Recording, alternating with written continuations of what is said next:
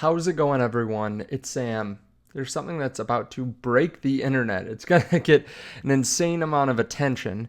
I want to talk about that. I also want to talk about what's happening today in Bitcoin and in crypto. If you don't mind, hit subscribe. Turn on the bell notification so you can see future videos just like this one. There's also going to be a link underneath the video where you can trade cryptocurrency using leverage over on Margex. Of course, make sure that you know what you're doing. Make sure you check their terms and conditions, but you can get started in just a few seconds. You can deposit and start trading. You can use all different forms of collateral. So you can use, or you can trade the Bitcoin chart. You can use Solana, or you can use XRP, USDT, Bitcoin, and there's a variety of reasons why you might want to do that, but it gives you even more ability to use the assets that you want to use when you trade. There's also a link underneath the video to CoinW, where you can also trade Bitcoin amongst other assets. They're doing a big trading competition right now where they're giving away some free meme coins, jungle token. I'll talk about that more in the future at some point, the actual specific token that they're giving away, but you can get part of this 100 million jungle airdrop, so you could make some decent money from that. Now, Bitcoin's price has not done much over the last 24 hours, down 0.5%. Ethereum down 1%. Solana down 3%. Just kind of general bleeding in the market or sideways action for Bitcoin. But we do have some interesting things happening. For example, Bitwise saying, unlike big finance, Ethereum doesn't clock out at 4 p.m. This is their new ad for, I think I recognize the actor too. This is their new ad for the Ethereum ETFs. It's interesting. I think some people will be able to relate to this. You know, how many people have gone to the bank and tried to do a transaction, but they left right after work and they didn't make it in time, right? So yeah, I think it will catch some attention. Some people are watching this too. German government dumping Bitcoin that they stole from a movie streaming website. They seized 2.1 billion in crypto from pirated movie website. This is a while ago. They've been selling a couple thousand here or there. I believe they sold 3,000 or so in the last day. It's kind of a drop in the bucket at this point, but it can force down the price slightly. And obviously, if they sell everything in one clip, well, it's going to push down the price a decent amount. Now, on to the news of the day. Now, this is not the thing that's going to break the internet, but it is quite interesting. Tyler Winklevoss posted, I just donated 1 million in Bitcoin to real Donald Trump and will be voting for him in November. Here's why. And this is not political, right? My stance on this isn't political. I'm just telling you what some billionaires in Bitcoin are doing.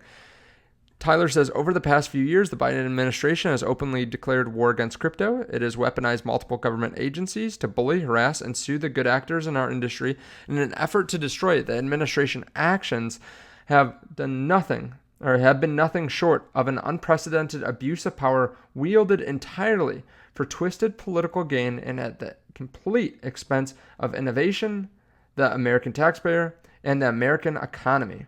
There's nothing the Biden administration can do or say at this point to pretend otherwise. Some of the lowlights include, and I'll just summarize this, the weaponization of the banking system against crypto companies and their principles, including Choke Point 2.0. If you remember that was a big thing like a year and a half ago. The conversation goes something like this. There's a nice bank you got there. That's a nice bank you got there. It'd sure be a shame if something were to happen to it because you bank with some crypto folks. This is a tactic to scare a bank into line to not even work with these crypto companies. These agencies have God mode over banks because they can yank their license or FDIC insurance at any time, citing safety and soundness concerns. The blast radius has extended beyond crypto companies to individuals who work with them. I personally have lost multiple bank accounts because I own crypto, and my investment firm, Winklevoss Cap, has as well. The weaponization of Securities and Exchange Commission against crypto. And then it goes through this. I don't think I have to continue here, but you can just see like a whole essay on why he's donating to Donald Trump and why he's voting for him, for Donald Trump in general. This has gotten 1.7 million views after about 2 hours. Now, he's not the only one that's giving to Donald Trump. Cameron Winklevoss says, I also just donated 1 million in Bitcoin, or 15.47 Bitcoin, to Donald Trump and will be voting for him in November. Here's the TLDR. President Trump is pro-Bitcoin, pro-crypto, pro-business. Okay. Everyone, leave rage in the comments if you want, but this is what we have to look at. I mean, whether you like it or not, politics and money are very closely related right now. Hopefully with Bitcoin, they're not, because no one really controls your Bitcoin. But right now, yeah, the Biden administration has weaponized their power. They've abused crypto companies. They've gone after them unfairly, without warning, and they've been ridiculed in the courts from some judges for abuse of power. Now they're going and saying, maybe we'll accept Bitcoin. Okay, whether you are a Democrat or not, right? You've got to look behind the curtain and see, well, they're just saying this. They are not good actors in the space, in the crypto space. This is something that some people will probably donate to by the Biden administration if they start accepting crypto. But I don't know. It's really tough to, even if I was voting one way, I'm not going to even say, but if I am someone that's going to vote Democrat, it's really hard to give up my hard-earned Bitcoin to someone that is abusing Bitcoin-related companies, stopping people from being able to invest in Bitcoin. So I don't know. It's difficult. It's difficult to watch. But yeah, I found this interesting that they are coming out so openly. Keep in mind, the Winklevoss twins are very wealthy and very young. Right now, they're 43, I think. And they have about 70,000 Bitcoin each. At one point, they acquired 1% of all the Bitcoin. Now they're believed to own somewhere around 70,000 Bitcoin. So that's half a $500 million, if I'm doing my math right. Let's do 70,000 times 70,000. And keep in mind, they own other companies as well. So they are going, not 490 million, 4.9 billion. Okay. So they're worth something like $5 billion each. And that's without their companies and businesses and other investments. They're 43. They're going to be in this space for a very long time, unless they just F off and just never want to work again, which does not seem like their MO. But they're going to have influence for a very long time. So if you're pro Bitcoin, you're probably going to get in their good graces. Trump is not the only one, and Biden's not the only one that is talking about Bitcoin. Robert Kennedy Jr. says that he's going to pardon the Silk Road founder Ross Ulbricht if elected president. Ross Ulbricht has been in prison for far too long. So another person that is running for president that's going to be putting this in as a selling point for voting for them, right? Another person that is pro-crypto, pro-Bitcoin. Now, speaking of this, I believe Robert Kennedy and Trump, I believe both of them are going to be at Bitcoin 2024. I'm going to be there too. If you want, there's a link underneath the video where you can get 10% off.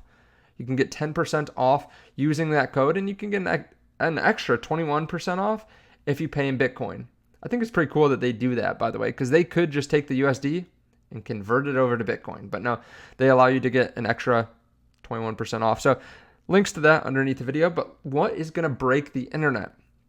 Well, the All In podcast just had a conversation with Donald Trump. This is one of the biggest podcasts in the space, in the world.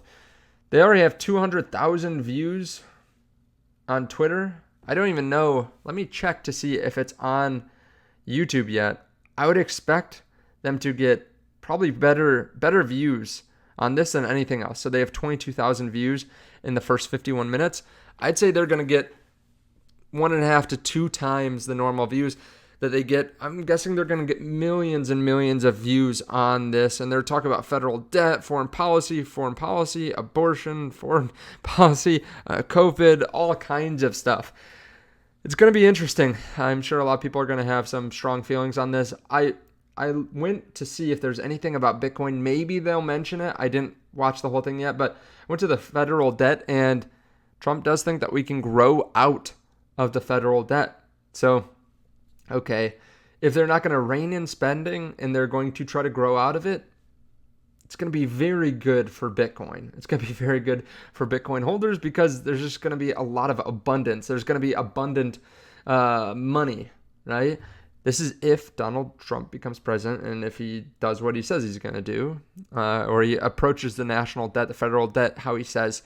So yeah, it's going to be interesting. Let me know your thoughts on all this underneath the video. Let me know how you feel right now in the crypto space. Thank you so much. I appreciate it. I'll see you in the next one. Again, links to MargeX and to CoinW underneath the video, and Blowfin in case you want to try that platform out. And there's also that link to Bitcoin 2024. Thank you so much. See you in the next one. Bye.